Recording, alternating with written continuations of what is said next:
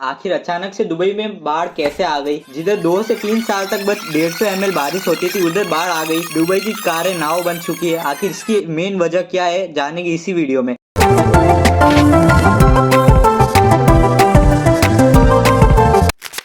Dubai शहर में मुश्किल से 2 से 3 साल में 150 ml बारिश होती थी, लेकिन 17 तारीख को 24 घंटे में इतनी बारिश हुई कि दुबई में बाढ़ आ गई। इस बाढ़ में दुबई में जितनी भी कारें थी सब के सब नाव बन गई। दुबई का एयरपोर्ट बनता, रोडें बनती, पूरा दुबई मतलब 2 से 3 दिन तक जाम था। कई लोगों का कहना है कि ये सब आर्टिफिशियल रेन की वजह से हुआ, क्योंकि दुबई 2 से 3 साल से आर्टिफिशियल रेन की प्रैक्टिस कर रहा था। और दुनिया में कई देश है जो आर्टिफिशियल रेन की प्रैक्टिस करते रहते हैं, आपको आगे वीडियो में पता चल जाएगा। कई लोगों का कहना है कि तूफान की वजह से आया है, और कई लोगों का कहना है कि ये क्लाइमेट चेंज की वजह से अचानक से बाढ़ आ गई। तो असली वजह क्या है, तो हम पहले बात करते हैं नकली बारिश। ये कहना सही होगा कि पिछले कई सालों से दुबई क्लाउड सीडिंग, जिसके आर्टिफिशियल रेनफॉल भी कहते हैं, उसके जरिए बारिश कराता था। इस टेक्नोलॉजी में बस एरोप्लेन से कुछ केमिकल स्प्रे किए जाते बादलों में, ताकि वो बूंदे बन के बारिश की तरह बरसे। ऐसे कई देश करते हैं, जैसे अमेरिका, चाइना और यूरोप। कभी आप सोच रहे हो कि क्लाउड सीडिंग की वजह से ही बारिश आई होगी, लेकिन नहीं, ये भी असली कारण नहीं है, क्योंकि क्लाउड सीडिंग टेक्नोलॉजी से बस 20 to 25% तक ज्यादा बारिश करी जा सकती है। इतनी बारिश नहीं हो सकती जितनी दुबई में हुई है कि जो बाढ़ आ जाए।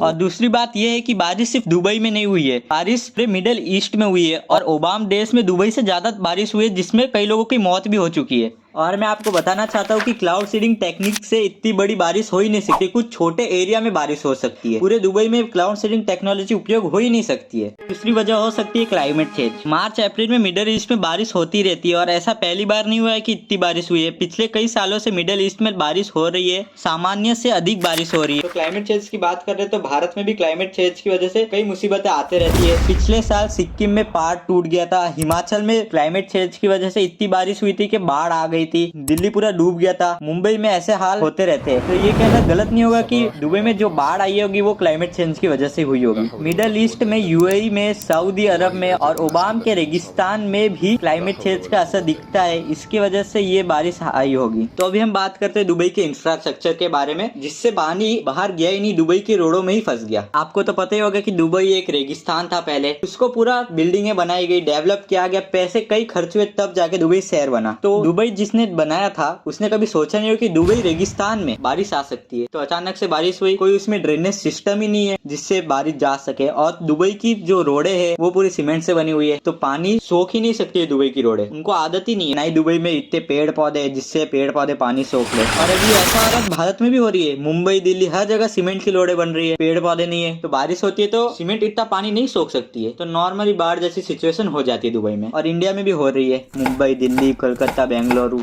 में पानी की कितनी समस्या है। तो अभी हम नेक्स्ट टॉपिक की तरफ बढ़ते हैं, जिसका नाम होने वाला है नेचर के साथ खिलवाड़। आज वेदर मॉडिफिकेशन और जियो इंजीनियरिंग के चलते कई देश दुबई को इंक्लूड करते हुए चाइना, अमेरिका, यूरोप ऐसी टेक्नोलॉजी का उपयोग कर रहे हैं जिससे बाढ़ आ सकती है, जिससे पूरा क्लाइमेट बदल सकते हैं। वो सारे देश ऐसी टेक्नोलॉजी का उपयोग करते हैं अपने पड़ोसी देश को ना बताते हुए। अभी चाइना भी ऐसी ही कुछ चीजें कर रहा है, और चाइना का 2025 तक का टारगेट है कि 50 लाख किलोमीटर में आर्टिफिशियल बारिश कराए। ये हिस्सा पता है कितना है? भारत का 1.5 गुना वो आर्टिफिशियल बारिश में लगाने वाला है चाइना। ये कितना खतरनाक हो सकता है, और आधे भारत को ये पता नहीं होगा, और चाइना के आस पड़ोस देश को भी पता नहीं होगा। ये कितना बड़ा खतरा हो सकता है, आप जान नहीं सकते हो। छोटी सी गलती से जितने भी सिटीज, कंट्रीज पहाड़ में लोकेटेड है ना, उनको कितना खतरा हो सकता है बाढ़ का, पहाड़ फटने का। तो नेचर के साथ खिलवाड़ मत करिए। चाइना भी कर रहा है, यूरोप भी कर रहा है, अमेरिका भी कर रहा है, दुबई भी कर रहा है। जिधर बारिश नहीं होती है वो सब कर रहे हैं, जापान भी कर रहा है, कोई रोक नहीं है, क्योंकि क्लाइमेट मॉडिफिकेशन के रिलेटेड कोई लॉइस नहीं है वर्ल्ड में। तो अभी हम बात करते हैं जियो इंजीनियरिंग के बारे में। आर्टिफिशियल रेन तो बस एक लोकल लेवल में हो सकती है, लेकिन जियो इंजीनियरिंग पूरे ग्लोबल लेवल में होती है। मतलब पूरी कंट्री को क्लाइमेट देखते हुए क्लाइमेट कैसे चेंज होता है, ये सब जियो इंजीनियरिंग की वजह से होता है। और कई देश कोशिश कर रहे हैं कि जियो इंजीनियरिंग के जरिए कैसे सूरज की जो रेस आती है डायरेक्ट उनकी कंट्रीज में, उनको कैसे रिफ्लेक्ट करके वापिस स्पेस में भेज दिया जाए। इसकी टेक्नोलॉजी का खोज वो कई कंट्रीज कर रही है।